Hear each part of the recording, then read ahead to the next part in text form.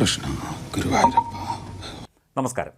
ലോക്സഭയിൽ മലയാളത്തിൽ സത്യപ്രതിജ്ഞ ചെയ്ത് കേന്ദ്ര സഹമന്ത്രി സുരേഷ് ഗോപി. ലോകസഭയിലെ അംഗമായി തെരഞ്ഞെടുക്കപ്പെട്ടിരിക്കുന്ന സുരേഷ് ഗോപിയായ ഞാൻ നിയമപ്രകാരം ഏർപ്പെടുത്തപ്പെട്ട ഇന്ത്യൻ ഭരണഘടനയോട് യഥാർത്ഥമായ വിശ്വാസവും കൂറും പ്രദർശിപ്പിച്ചു കൊള്ളാമെന്നും ഇന്ത്യയുടെ പരമാധികാരത്തെയും അവിച്ഛിന്നതയെയും നിലനിർത്തിക്കൊള്ളാമെന്നും ഏറ്റെടുക്കുവാൻ പോകുന്ന കർത്തവ്യം വിശ്വസ്തമാം വണ്ണം നിർവഹിച്ചു കൊള്ളാമെന്നും ദൈവത്തിൻ്റെ പേരിൽ പ്രതിജ്ഞ ചെയ്തു കൊള്ളുന്നു. കേന്ദ്ര സഹമന്ത്രിമാരിൽ മൂന്നാമതായിട്ടാണ് സുരേഷ് ഗോപി സത്യപ്രതിജ്ഞ ചെയ്തത്. കൃഷ്ണ ഗുരുവായൂരപ്പ എന്ന് മന്ത്രിച്ചായിരുന്നു അദ്ദേഹം സത്യപ്രതിജ്ഞ ചെയ്യാൻ ആരംഭിച്ചത്. 18ാം ലോക്സഭാ സമ്മേളനത്തിൻ്റെ ആദ്യ ദിനത്തിൽ പ്രധാനമന്ത്രിയുടെയും എംപിമാരുടെയും സത്യപ്രതിജ്ഞാ ചടങ്ങിനാണ് രാജ്യം സാക്ഷ്യം വഹിച്ചത്.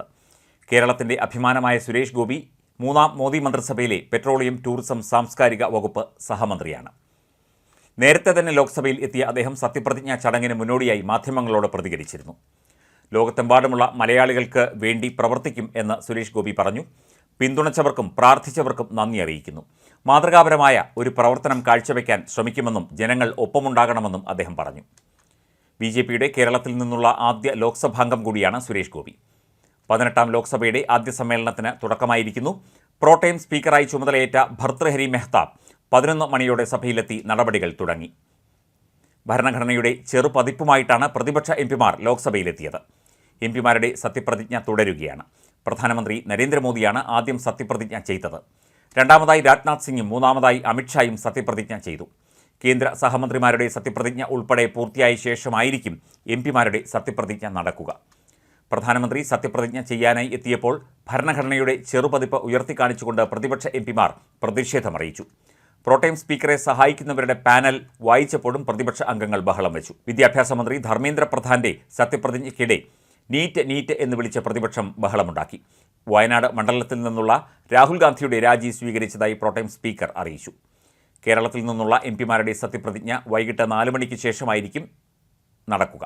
ആദ്യ സമ്മേളനത്തിൽ ഇന്നും നാളെയും എംപിമാരുടെ സത്യപ്രതിജ്ഞയായിരിക്കും നടക്കുക. 18ാം ലോക്സഭ ആദ്യ സമ്മേളനം തുടങ്ങുന്നതിന് മുന്നോടിയായി പ്രധാനമന്ത്രി മാധ്യമങ്ങളോട് നേരത്തെ സംസാരിച്ചിരുന്നു. എല്ലാവരെയും ഒരുമിച്ച് ചേർത്ത് ജനങ്ങളുടെ അഭിലാഷങ്ങൾ നിറവേറ്റാൻ നിരന്തരം ശ്രമിക്കുമെന്നും അദ്ദേഹം പറഞ്ഞു. ഇന്ത്യൻ ഭരണഘടന അനുസരിച്ച് സാധാരണക്കാരുടെ സ്വപ്നങ്ങൾ സാക്ഷാത്കരിക്കാൻ ഞങ്ങൾ പ്രതിജ്ഞയെടുത്തിരിക്കുകയാണെന്നും മോദി കൂട്ടിച്ചേർത്തു. ഭരണഘടനയുടെ പവിത്രത കാത്തുസൂക്ഷിച്ചുകൊണ്ട് തീരുമാനങ്ങൾ വേഗത്തിലാക്കാനാണ് ആഗ്രഹിക്കുന്നത് എന്നും പ്രധാനമന്ത്രി പറഞ്ഞു. അടിയന്തരാവസ്ഥ കാലത്തെയും അദ്ദേഹം കുറ്റപ്പെടുത്തി. അടിയന്തരാവസ്ഥ ജനാധിപത്യത്തിന് മേൽ വീണ കളങ്കമായിരുന്നു എന്നും അദ്ദേഹം ആരോപിച്ചു.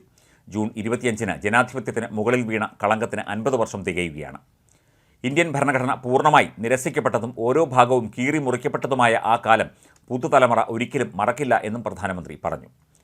എല്ലാ വികസിത പദ്ധതികൾക്കും പ്രതിപക്ഷം ഒപ്പമുണ്ടാകണമെന്നും ഉത്തരവാദിത്തമുള്ള പ്രതിപക്ഷമായി ഇത്തവണത്തെ പ്രതിപക്ഷം പ്രവർത്തിക്കും എന്ന പ്രതീക്ഷയും പ്രധാനമന്ത്രി പ്രകടിപ്പിച്ചു. പ്രതിപക്ഷത്തിന്റെ എല്ലാ സഹകരണവും ഭരണ നിർവഹണത്തിൽ സർക്കാരിന് ഉണ്ടാകണം എന്ന കാര്യം പ്രധാനമന്ത്രി ആവർത്തിച്ചു.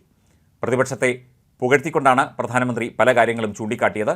പ്രതിപക്ഷം ഉത്തരവാദിത്തമുള്ള ഒരു പ്രസ്ഥാനമായി തന്നെ നിലകൊള്ളണമെന്നും രാജ്യത്തിൻ്റെ പുരോഗതിക്ക് തീർച്ചയായിട്ടും ഉത്തരവാദിത്തമുള്ള ഒരു പ്രതിപക്ഷം ആവശ്യമാണെന്നും ഒത്തൊരുമിച്ച് നമുക്ക് രാജ്യത്തെ മുന്നോട്ട് നയിക്കാം എന്ന കാര്യവും പ്രധാനമന്ത്രി ആവർത്തിച്ചു.